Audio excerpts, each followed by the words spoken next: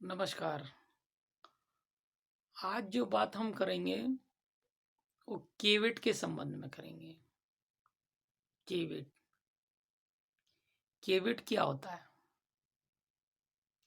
केविट एक पिटीशन होती है और वो पिटीशन इस तरह की होती है कि कोई व्यक्ति केस जीत जाता है और वो उसकी अपील कर रहा है, और 30 दिन का तो वैसे टाइम होता है अपील का, और 30 दिन में वो अपील फाइल नहीं करता है। ठीक है ना? केविट का जो समय होता है, विशेष बात इससे ये है कि केविट का समय भी होता है। केविट का समय 90 डेज अर्थात 90 दिन का होता है। जब भी केविट आप फाइल किए उसके 3 महीने तक का। तो अपील के संबंध में जब अपील फाइल करेगा तो उसमें वो शुरुआत में नीचे के ऑपरेशन अर्थात वो नीचे का जो आदेश है उस डिग्री को स्टे करने की एप्लीकेशन भी लगाता है, कोई भी हुआ। ठीक है ना?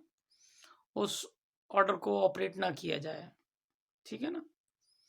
तो जब वो स्टे एक पक्षीय सुनवाई ना हो जाए या मेरी बिना प्रेजेंस में उपस्थिति में उस अपील की सुनवाई ना हो, ठीक है ना, इसलिए केबिट लगाई जाती है। और केबिट का समय वो 90 डेज है। ठीक है ना? जब भी आप फाइल करोगे उससे 90 डेज तक वो केबिट वैल्यू 90 डेज दिन तक उस केबिट की वैल्यू होती है। और अगर वो दिन खत्म हो रहे हैं तो आपके उसके संबंध में दूसरी केबिट भी लगा सकते हैं। ठीक है ना?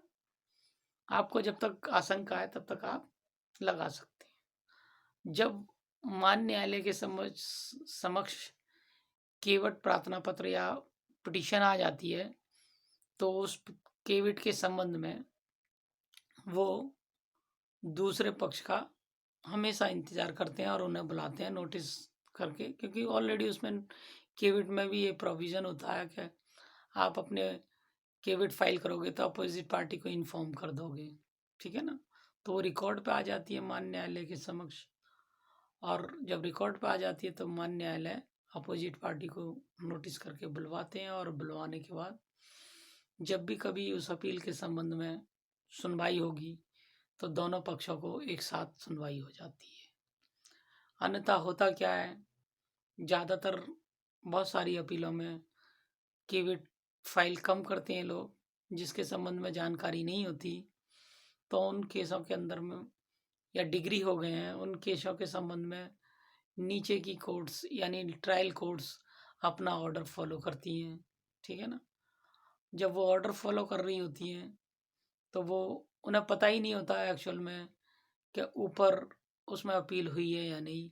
लेकिन आजकल कोर्टें नए सिरे से काम करती हैं, जो वहाँ उस एग्जीक्यूशन को फॉलो कराने आ रहा है उससे आजकल पूछा हो जाता है कि इस संबंध में कोई अपील फाइल तो नहीं है, उससे एफिडेविट भी लिया जाता है मान्य न्यायालय के द्वारा, और के जो ऑर्डर मान्य न्यायालय के द्वारा किया गया इस संबंध में कोई अपील नहीं पेंडिंग है, तब मान्य न्यायालय उस ऑर्डर को ऑपरेशन में लाता है, वरना उस ऑपरेशन में नहीं लाता जब तक कोई अपील पेंडिंग है या उसका कहीं रिवीजन हो गया है या कुछ और हो गया है। ठीक है ना?